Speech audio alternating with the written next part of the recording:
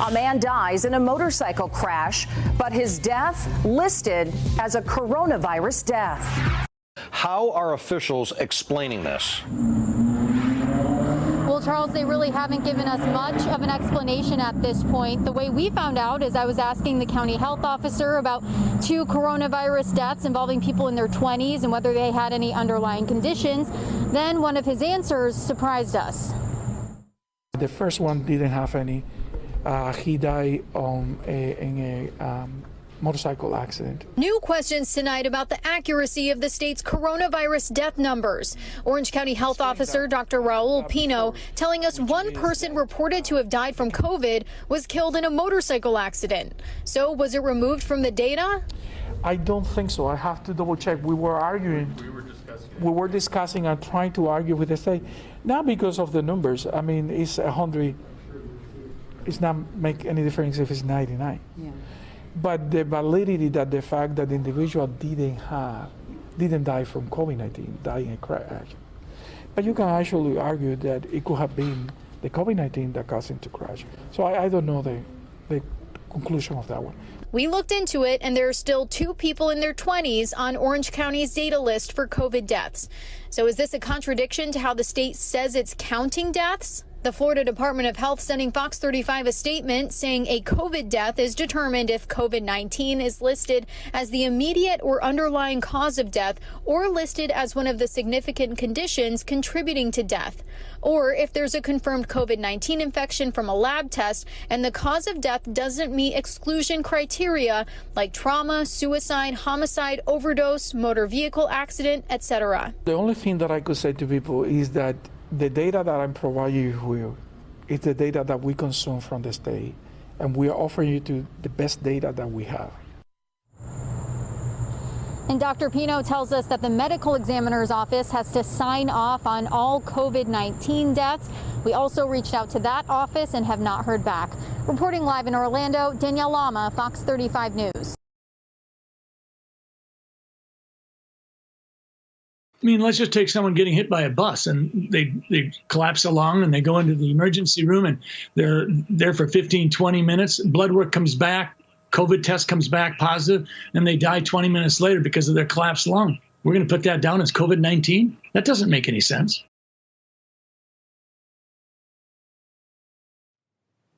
Hi and welcome. This is Lockdown TV from Unheard. So earlier this week, we recorded a wide-ranging discussion with Professor Carl Heneghan of Oxford University's Centre for Evidence-Based Medicine and his colleague Tom Jefferson, covering all sorts of aspects of the COVID-19 pandemic, and we will be publishing that shortly. But yesterday evening, news broke of a discovery that Professor Heneghan had made in the statistics, so we thought we'd quickly catch up with him and hear about that beforehand. Professor Heneghan, thanks for doing this. You're welcome. So this concerns deaths and the numbers of deaths that are attributed to COVID-19. And this matters because that daily total that is announced for deaths in England affects the whole atmosphere. It affects whether people think that the pandemic is coming to an end or not.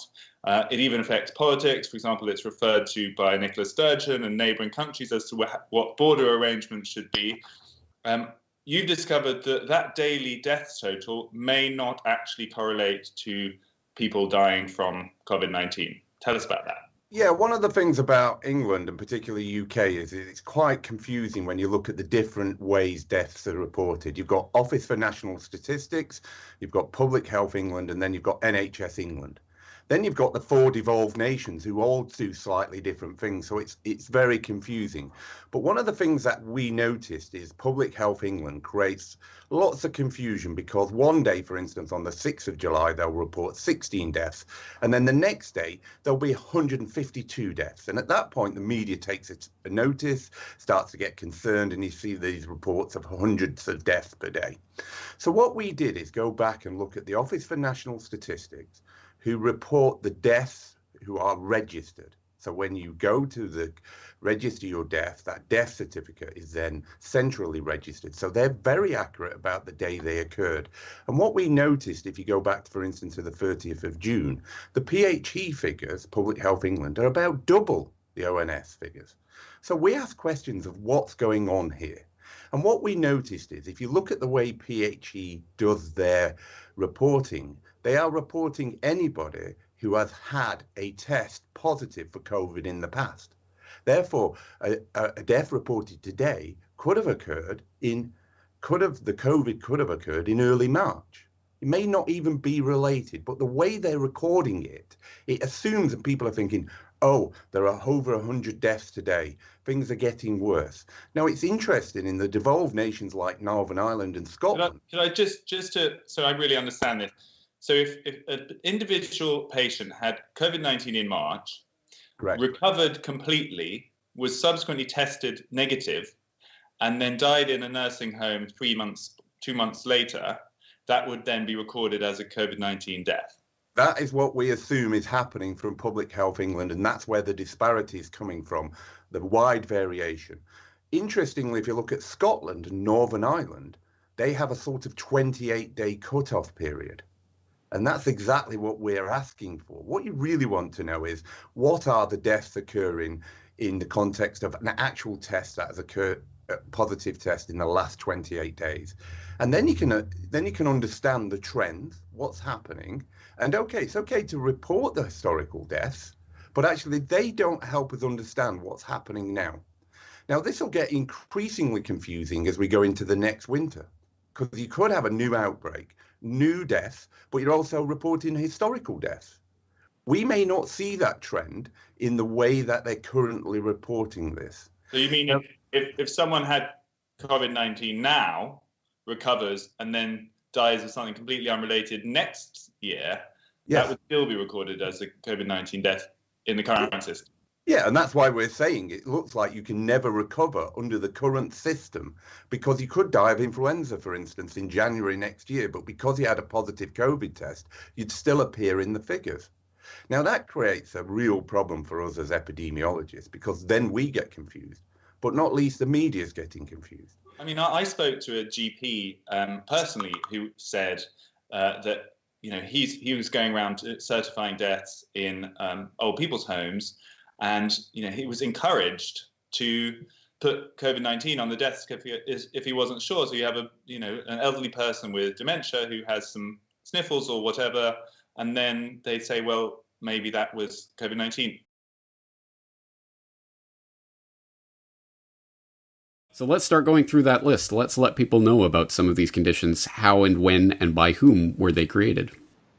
Sure, James, I'd be happy to. So the first condition is the very broad definition of COVID and of an infection with a novel coronavirus.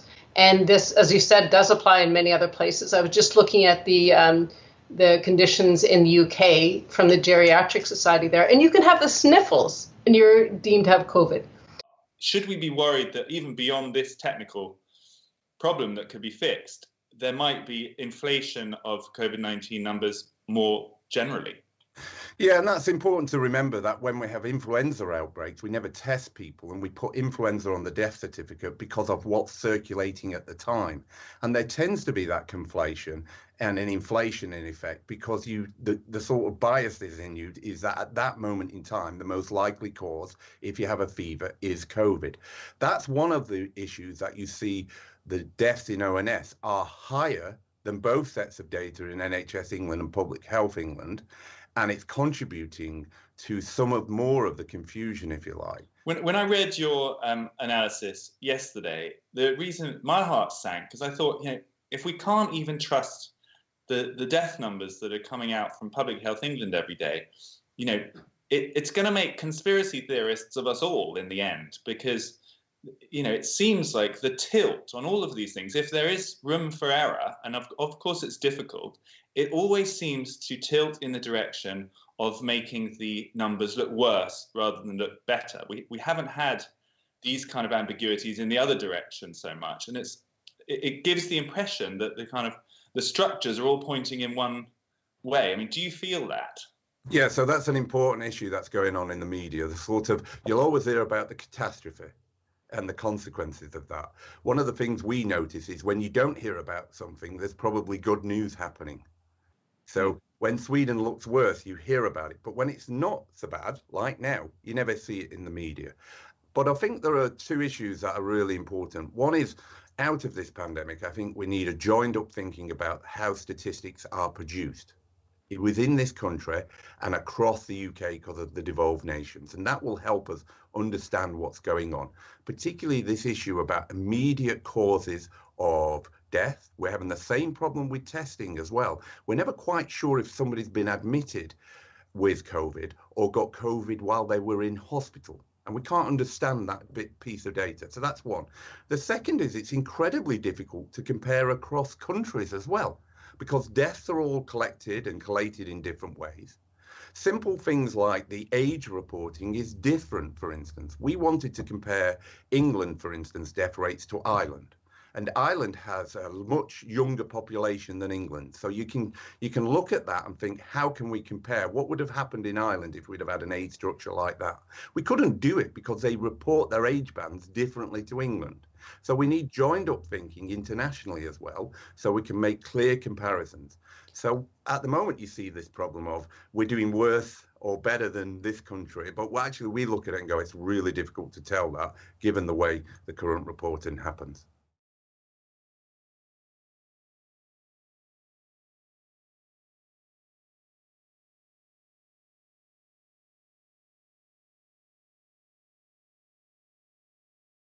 In the national spotlight, Sunday shattering the national record for the most coronavirus cases in a single day with 15,300.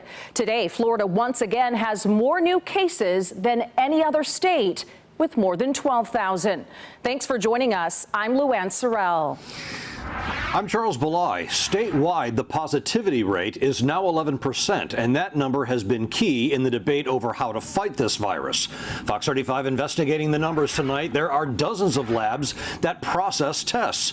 On the state's website, we found numerous labs that are only reporting positive test results, so they show a 100% positivity rate. That got our attention. Fox 35's Robert Guadarrama has been investigating. And Robert, once you started asking questions, you uncovered a new issue with these numbers. Charles, that's absolutely right. Orlando Health confirming its numbers on the report are wrong. The Florida Department of Health releasing its daily coronavirus testing report, showing a statewide positivity rate of 11%. But Fox 35 quickly noticing some shocking positivity rates. Countless labs reporting 100% positivity. That means every single person tested was positive. We sifted through the reports to find local testing sites with high numbers. Like this Centricare, 83 people tested and all positive. Check out the Orlando VA, a positivity rate of 76%. NCF Diagnostics has a location in Alachua, 88% of tests coming back positive, and 98% for Orlando Health. How could that be? We investigated these astronomical numbers, contacting every location mentioned. Orlando Health, the only to respond, confirming errors in the report. Its positivity rate is in fact only 9.4%. Now, we just heard back from the Orlando VA. They are looking into the numbers. We haven't heard back from the other two labs or the Florida Department of Health. Of course, it makes you wonder if these numbers are wrong. Are other numbers on the report also wrong? We'll stay on top of this story. Reporting live in Orlando, I'm Robert Guadarrama, Fox 35 News. Technically, even if you died of a clear alternate cause, but you had COVID at the same time, it's still listed as a COVID death. So